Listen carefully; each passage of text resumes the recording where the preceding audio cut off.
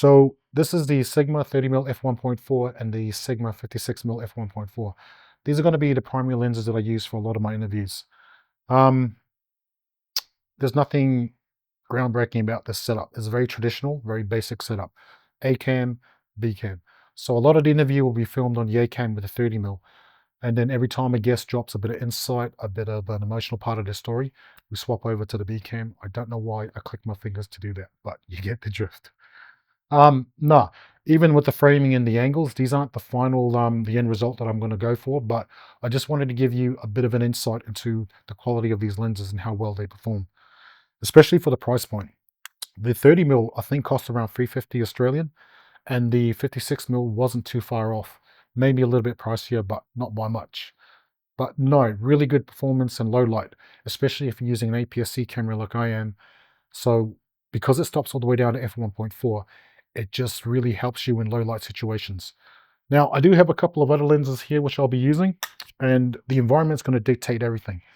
So if I wanted to give you, say, the viewer a bigger look at the background, show a bit more of the environment, I could swap the 30mm over for the 23mm, or even the 27mm.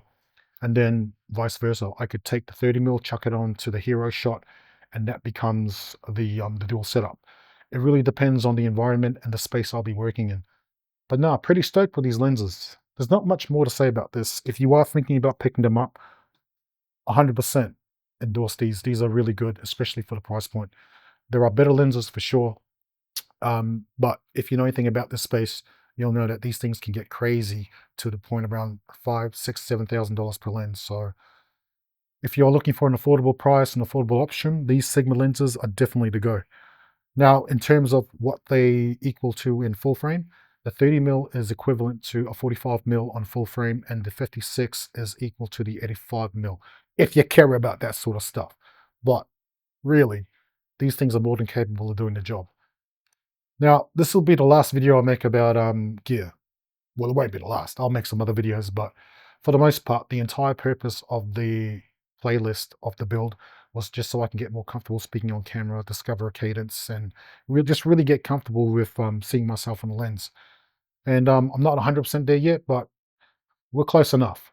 I want to start the next series, which is the 18%, which is where I really break down the philosophy behind Upper and what it's about. Or else, if I keep going the way I'm going, this thing's going to turn into a gear review channel, and we don't want that. But yeah, thanks for watching. I'll see you in the next one.